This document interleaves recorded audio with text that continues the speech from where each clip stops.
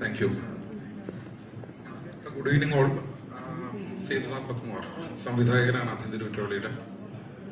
പെട്ടെന്നൊരു press meet വിളിക്കാൻ കാരണം എന്ന് പറഞ്ഞു കഴിഞ്ഞാൽ നമ്മൾ രണ്ട് ഡേറ്റുകൾ അനൗൺസ് ചെയ്തു. ഏപ്രിൽ 3 ആദ്യം വരാനിരുന്നത്, ഏപ്രിൽ 17 മാറിയത്. പ്രൊമോഷൻ വർക്കും കാര്യങ്ങളും എല്ലാം നടന്നിട്ടും എന്തുകൊണ്ട് ഈ സിനിമ പുറത്തു വരുന്നില്ല എന്ന് കുറേ ആളുകൾ ചോദിക്കുന്നുണ്ട്.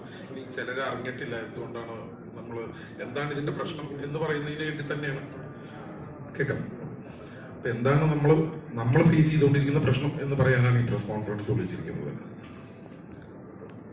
ആഭ്യന്തര കുറ്റവാളിക്ക് എതിരെ ഇപ്പം വിവേക് വിശ്വം എന്ന് പറഞ്ഞ ഇവിടുത്തെ ഒരാളുടെ പരാതിയുടെ മേളിലാണ് ഈ ചിത്രത്തിൻ്റെ സംപ്രേഷണം ഇപ്പം നടക്കാത്തത്.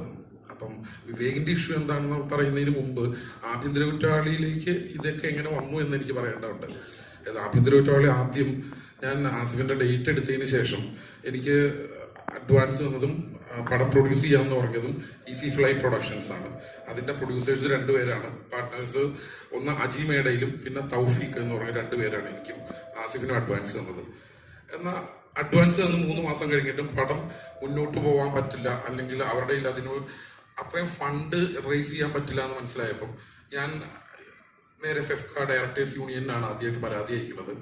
ഫെഫ്ക ഡയറക്ടേഴ്സ് യൂണിയൻ ഈ പരാതി പഠിച്ച് അവരത് ജെന്യുവൻ ആണെന്ന് കണ്ടിട്ട് ഡയറക്ടേഴ്സ് യൂണിയൻ പ്രൊഡ്യൂസേഴ്സ് അസോസിയേഷന് കൈമാറി.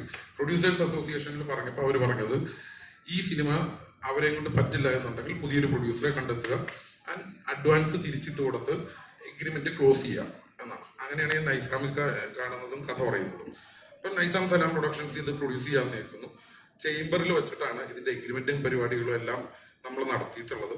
അപ്പോൾ എനിക്ക് തന്ന അഡ്വാൻസും ആസിഫിന് തന്ന അഡ്വാൻസും ഞങ്ങൾ തിരിച്ചിടുകയുണ്ടായി. ഈസി ഫ്ലൈയിലേക്ക് തന്നെ അവരുടെ ജോയിന്റ് അക്കൗണ്ടാണ്, അതിലേക്കാണ് ഇട്ടത്.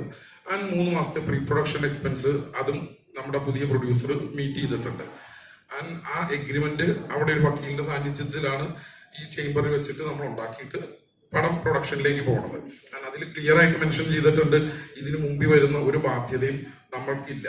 എന്തുകൊണ്ടാണ് പറഞ്ഞെങ്കിൽ പുതിയൊരു പ്രൊഡ്യൂസർ വരുന്നതും അയാള് മുടക്കിയ ഒരു തുകയുണ്ട്. അതായത് ആകെ ഈ സിനിമയ്ക്ക് വേണ്ടിയിട്ട് അവർ മുടക്കിയ തുക എന്ന് പറയുന്നത് എനിക്കും ആസിഫിനും തന്ന അഡ്വാൻസ് ആണ്. അത് ഞങ്ങൾ അന്ന് തന്നെ ഈ പറയുന്ന എഗ്രിമെന്റ് എഴുതുന്ന ദിവസം തന്നെ തിരിച്ചിട്ട് കൊടുത്തിട്ടുണ്ട്. അപ്പൊ ഇതിന്റെ ഇടയ്ക്ക് അത് കഴിഞ്ഞ് പിന്നെ വേറെ പ്രശ്നങ്ങളൊന്നുമില്ലായിരുന്നു. സിനിമ നിങ്ങൾക്ക് എല്ലാവർക്കും അറിയാം, അനൗൺസ് ചെയ്തു. അത് ഒരു ദിവസം പെട്ടെന്ന് കൊണ്ടുവന്ന് ഒളിച്ചിരുന്ന് ഷൂട്ട് ചെയ്ത സിനിമയല്ല. 45ഓളം ദിവസം എടുത്ത് തൃപ്രയാറും കുന്നംകുളം, ഇടുക്കി എന്നീ ഏരിയകളിലാണ് ഈ സിനിമയുടെ ഷൂട്ട് കംപ്ലീറ്റ് ആയത്.